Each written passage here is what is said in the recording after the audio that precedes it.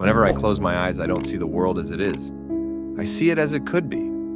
Sometimes I wonder, am I speaking to the future while the past is watching me? My name is Nikola Tesla. I was born in 1856 in Smiljan, a small village in what is now Croatia. I grew up in a family of Serbian descent. My father was a priest in the Orthodox Church, a man of strict discipline but deeply devoted to knowledge. My mother, a woman with hands skilled in craft and a mind sharper than a blade, created clever devices at home and inspired my curiosity for invention. My story began on a stormy midnight, when the thunder shook the roof of our house. The midwife, as lightning struck my face, said, "This child has come from darkness." My mother calmly replied, "No, he comes from light." My childhood passed in half shadows, somewhere between reality and the visions my mind created. I didn't just see things, I heard them. The buzz of a fly, the drip of water from another room. They all spun like screams in my ears. People called it strange sensitivity. I would say, "No, these are just the frequencies of the world." As I grew, these mental images became stronger. I could think of a machine, and it would form, spin, parts disassemble and reassemble, shake, burn, and come to life again. My mind was an endless laboratory that never switched off. People called me a dreamer. I replied, "A dream? Perhaps. But a dream that generates electricity is very real." When I decided to go to America, I carried only a suitcase and a few dollars. On the ship, leaning on the rusty railings, I whispered to the sea, "What if all my dreams drown here before I even arrive?" But when I set foot on New York soil, I realized even cities could spark with electricity. Soon I met Thomas Edison, the man who lit the world with lamps, but limited in vision. He saw only direct current.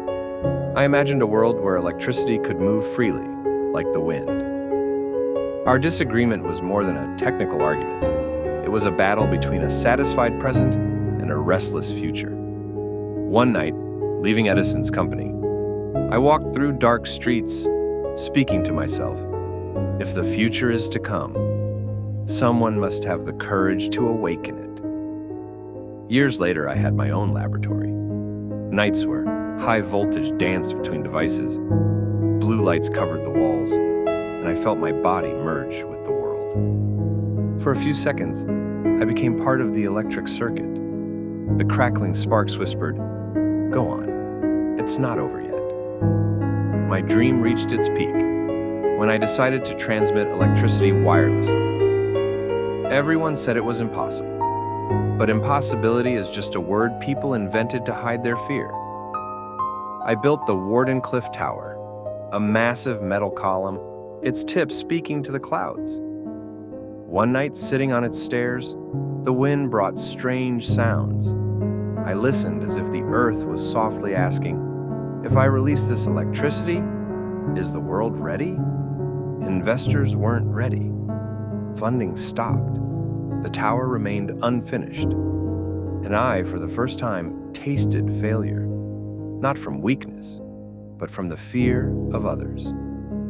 Years later, in a small hotel room, alone and weary, I opened my notebook among scattered papers and tools. Only I understood. I wrote, "I know that one day the world will be full of wireless sounds, wireless lights, wireless lives.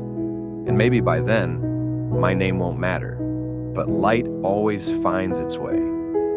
If you ask me what life means, I say life is a circuit that remains a cold, lifeless wire until you dare to let the current flow. I have learned that the future is not made by the rich or the famous. The future is made by those willing to be alone, those who are willing to work in the dark, even when no one lights the lamp. And if my name is ever erased from the books, it doesn't matter. Light doesn't need a name. Light just goes where it must. And the world, sooner or later, will have no choice but to follow.